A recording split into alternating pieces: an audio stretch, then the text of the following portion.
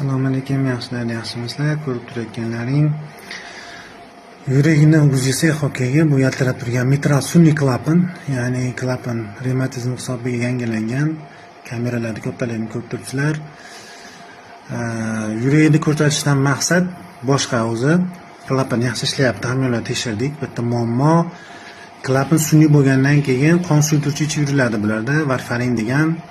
O'sha dori ichilmaslik yoki bo'lmasa yetarli darajada dozasi yetarli darajada ichilmasligi oqibati mana bu o'sha bemorda oyoq tomirlari, ya'ni tizzani tagidagi tomir, podkoleniya arteriya deymiz, arteriya popliteya, bu mana arteriyaning ichida turgan mana tromb.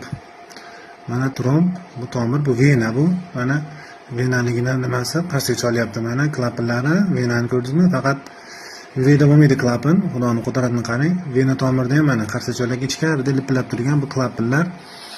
Tagidagi esa arteriya, mana arteriyaning ichida tromb turibdi.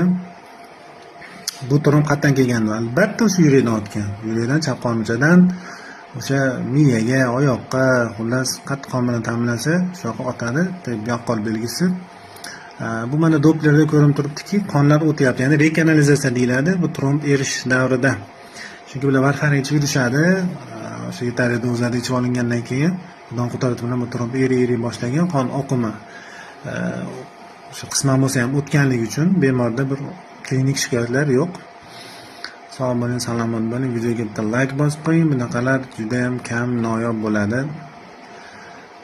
Biz bunday narsalar bilan sizlar bilan ulashayotganimizdan xursandmiz. Bu venada emas, arteriyada tromb, qaytarib o'taman. Bu tromb arteriyada, ya'ni arteriya popliteya deydi.